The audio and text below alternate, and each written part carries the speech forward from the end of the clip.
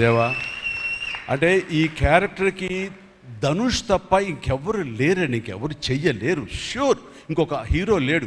అంత పెర్ఫార్మ్ ఇచ్చి hero image ఉండి, స్టార్ ఇమేజ్ ఉండి, అన్ని రకాల కాంబినేషన్లో ఉండి చేసే మనిషి అంటే the one and only star in India is Dhanush. ధనుష్ని మైండ్లో పెట్టుకుని ఈ క్యారెక్టర్ డిజైన్ చేసావా శేఖర్? లేదు, నీ క్యారెక్టర్కి అతను అనుకోకుండా సరిపోయాడా అని అంటే నాకు లేదు. నువ్వు ధనుష్ని దృష్టిలో పెట్టుకుని ఈ క్యారెక్టర్ డిజైన్ చేసేవేమో అని కూడా అనిపిస్తుంది నాకు. ఎందుకంటే ఈయన సపోజ్ నేను చేయలేని శేఖర్, వెరీ సారీ సార్, நான் ரொம்ப பிஸியாக இருக்கேன், நான் பண்ண முடியாது అని சொன்னா என்ன பண்ணுவேని? ఎవరున్నారు చేయడానికి? నన్ను అడిగితే నా వల్ల కాదు, నాకు అసలు నాకు వద్దని బాబు ఈ కష్టాలు ఇవి, నాకు ఇలా ఎవరు లేరు. అంత న్యాచురల్గా ఆ క్యారెక్టర్లో ఇమిడిపోయి ఆ క్యారెక్టర్ని అంత బాగా చూపించడం అన్నది దేవా తప్ప ధనుష్ తప్ప ఇంకెవరు లేరు.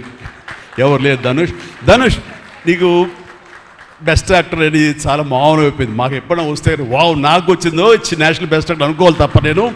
బట్ నీకు ఇది మామూలు అయిపోయింది. మళ్ళీ ముందస్తుగా నీకు అడ్వాన్స్గా చెప్పేస్తున్నాను, నీకు కంగ్రాట్స్. నీకు బెస్ట్ యాక్టర్ అనేది ఖచ్చితంగా రావాలి. లేకపోతే నీకు నేషనల్ అవార్డ్స్కి అనేదానికి మళ్ళీ అర్థం లేదు.